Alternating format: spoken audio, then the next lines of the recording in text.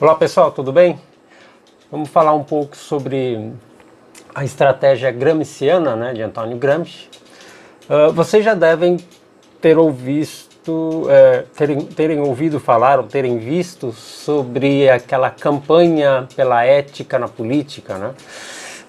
Foi lançada pela OAB em São Paulo, né, e apresentava um projeto para moralizar a política, né? Mas que na realidade ela faz parte daquela inversão de valores, né? Sobre essa campanha, na época, o deputado Michel Temer, né, que também é presidente nacional do PMDB, na época ele ressaltou as consequências da postura aética, né? E ele disse que essas posturas, né, de falta de ética se projetam para muito além da saúde dos cofres públicos, né? Então ele diz o seguinte, abre aspas aí para o Michel Temer, né?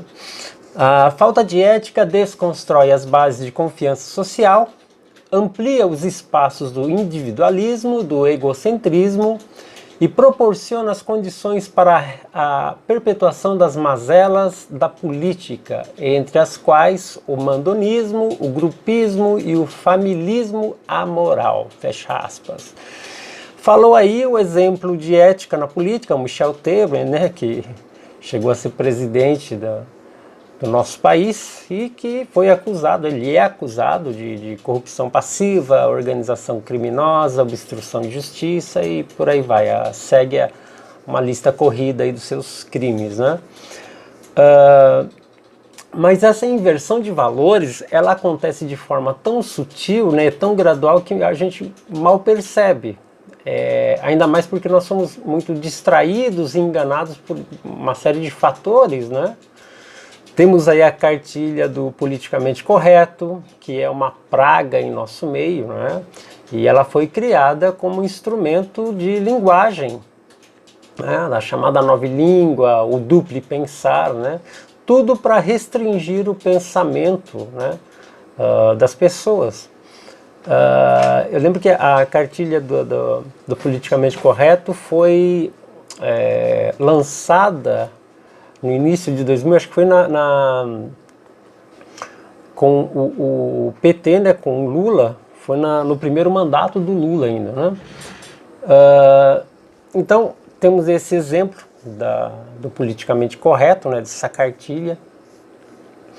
E temos também a CPMI das fake news, né? A CPMI é a Comissão Parlamentar Mista de Inquéritos, né? Então, a CPMI das fake news, que foi instaurada, ela é debatida, ela é delatada por pessoas que praticam fake news. Então, as próprias pessoas que fazem parte dessa comissão, né, os políticos que fazem parte dessa comissão ou que participam dessa comissão, eles mesmos cometem fake news, né? Para ver aí o absurdo de que é algo que acontece só aqui no Brasil. Se fosse contar para alguém de fora, para algum estrangeiro, eles não iam conseguir entender como é que é possível isso, né?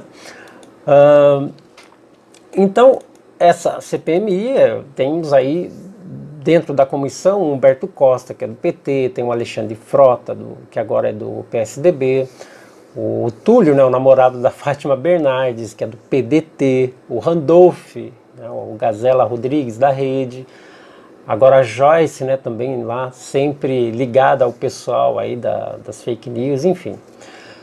E agora, essa coisa de premiar delator, né, essa coisa de delação premiada, que é muito aplaudida, deixa eu empurrar aqui, é muito aplaudida por todos, né, de modo geral. Tem um outro lado também que é muito interessante observar.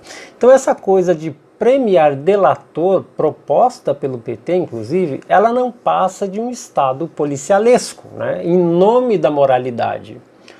O professor Olavo de Carvalho, ele fala o seguinte, ele diz assim que essa corrupção de todas as relações humanas pela universalidade da suspeita, né, o incentivo à espionagem de todos contra todos, para que o Estado não perca dinheiro, será preciso que todos os brasileiros percam a dignidade e o respeito próprio, transformando-se em alcaguetes premiados. Fecha aspas, né? O professor Olavo então faz esse comentário que é bem interessante. E atualmente nós vivemos um nível de caguetice, né, de X9, um nível alarmante, né? Por conta do coronavírus, né, o vírus chinês. Então nós podemos encontrar aí vizinhos denunciando vizinhos, denunciando inclusive para a polícia, né, por não obedecer aí os mandos, né, os desmandos dos governadores, dos prefeitos. E além desses vizinhos, né, nós temos aí familiares, inclusive, ou pessoas anônimas, colegas de trabalho, né, que acabam denunciando pessoas que não usam máscaras, que de repente, né, estão nas ruas aí e não usam máscaras, né. E então, quando a gente se propõe aí, a gente decide andar nas ruas sem o uso da máscara, nós corremos aí o risco de sermos perseguidos e vigiados, né, por algum espião voluntário que pode ser qualquer um, né? Como eu já disse, pode ser vizinho, pode ser família, pode ser colega de trabalho, e todos dedurando você para a polícia, né, em nome de uma moral politicamente correta, né? E é engraçado que essas pessoas, elas realmente acreditam que estão fazendo um bem para a população. Essas pessoas acreditam que elas estão salvando a sociedade de um inconsequente, de um irresponsável sem máscara que propagará uma contaminação generalizada pelo simples fato de se respirar, né? Então, em tempos de vírus chinês, surgiu aí um novo tipo de delator também, né, cuja premiação é ter a consciência tranquila, né, de acreditar que está salvando a humanidade da peste negra chinesa, né, e toda denúncia em prol da saúde está sendo vista como atos de heroísmo, né. Aí você ai de você se não lambuzar aí as mãos de álcool gel antes de entrar em algum comércio, ai de você caso se atreva a ultrapassar aí os limites de 1 metro, né, de pessoa para pessoa, ficar sem máscara, então nem pensar. Então os espiões estão até mesmo dentro dos seus carros, né, solitários aí, em busca daqueles pedestres que atravessam a faixa sem estar usando a máscara, né? E vocês já perceberam aí os olhares de desaprovação, né, daquele exército de mascarados, né? São amedrontados, desconfiados, né, contando as horas para voltar para casa na segurança do sofá, diante da TV, só para assistir às últimas notícias sobre o vírus chinês aí no Jornal Nacional. Mal sabem que os escravos são eles, né, os autorreclusos, né, os escravos do medo, da mentira, pior, né, escravos aí da desinformação. Essas pessoas foram globalizadas, elas foram gramicizadas, né, sem saber. Então, há apenas uma sentença na cabeça dessas pessoas, né, que diz o seguinte: fique em casa, fique em casa. Enquanto muitos, né, da direita acabam vendo aí na figura do Roberto Jefferson, né, o novo herói, né, o novo herói da direita. Mas assim, não se enganem, porque o oportunismo ele é obrigatório e ele faz parte da carreira de todo corrupto, né? Delator ou não. No caso aí o Roberto Jefferson, ele é famoso aí pela delação premiada, né? Por conta da Lava Jato e tudo mais. Então, será que nós aprendemos, né, a lição com o Sérgio Moro, né, que aliás deve ser aí uma página virada também. Então vamos tomar cuidado aí de querer colocar a pecha de herói né, em qualquer um, né, em certas pessoas de moral duvidosa. Né? E agora, os heróis eles existem, né? Existem aí heróis mitológicos, heróis históricos. E o herói, né, ele é o homem da submissão autoconquistada.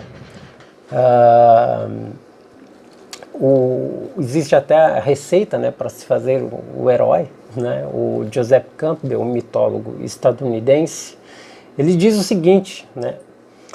Ele diz que o herói, por conseguinte, né, homem ou mulher, é aquele que conseguiu vencer as suas limitações históricas, pessoais e locais, né? E alcançou formas normalmente válidas e humanas. Então o Campbell ele coloca 3 passos bem resumidos, né? O que faz de uma pessoa um herói? Sair da banalidade, né? Geralmente através da crise, muitas vezes de uma crise existencial, ele sai daquele estado dele de banalidade, de torpor, aí ele vai buscar um sentido da própria vida, né? E depois ele retorna, depois de todo um processo de aprendizado, de conquista, de ultrapassar os desafios, as limitações, ele retorna e compartilha o que ele aprendeu para as outras pessoas, né, para a comunidade. Bom, então é isso, pessoal, um vídeo rápido só para falar um pouco aí sobre esse exemplo de gramscismo, né, aqui no nosso país e das consequências, né, do gramscismo que a longo tempo veio crescendo, né, se estruturando aqui em nosso país. Então vamos ficar aí espertos com tudo aí que acontece. Pessoal, obrigado aí por mais uma vez, compartilhe esse vídeo, se você gostou, deixe o seu like, o seu comentário e vamos até o próximo vídeo. É isso aí, faça o seu caminho.